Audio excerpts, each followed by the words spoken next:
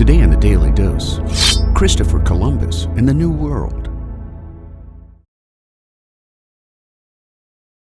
After surviving a pirate-induced shipwreck as a young merchant seaman, Christopher Columbus studied mathematics, astronomy, cartography, and navigation in Lisbon, Portugal, where he embraced the radical theory that a yet undiscovered Northwest Passage was a viable shortcut between Europe and Asia. Hungry for fame and fortune, Columbus's petitions for funding a voyage were turned down by Portugal and England until Spanish King Ferdinand of Aragon and Queen Isabella of Castile agreed to fund the explorer in return for 90% of whatever riches Columbus could bring home to Spain. Columbus set sail on August 3, 1492, aboard the Niña, the Pinta, and the Santa Maria, making landfall in mid-October on most likely the Bahamian island of San Salvador, spending the next few months island-hopping the Caribbean, a place he wrongly mistook for the East Indies.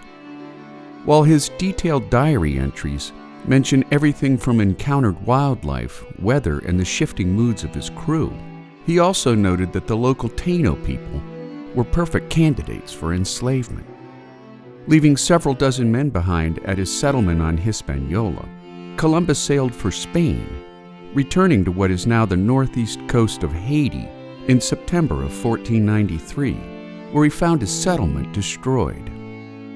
Leaving his brothers Bartolomeo and Diego behind to rebuild his colony, Columbus would continue his fruitless search for gold and other valuables, at the same time sending 500 enslaved people to Queen Isabella in lieu of gold or other riches.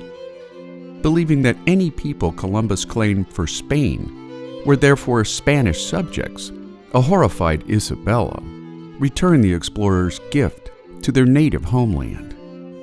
Columbus would make a third voyage to the New World in 1498, and while he failed to discover the Americas, historians now know that Viking explorer Leif Erikson made landfall in Newfoundland in the 11th century, long before Columbus reached the Caribbean. During his third voyage, Columbus enslaved many Taino Indians, forcing them to search for gold or work on his plantations, resulting in his arrest upon his return to Spain, charged with barbaric acts of torture in his governance of Hispaniola. After he was cleared of the most serious charges and stripped of his noble titles, in 1502, he persuaded the two Spanish monarchs to fund him on a fourth voyage that same year, where he made landfall in Panama, just miles from the Pacific Ocean.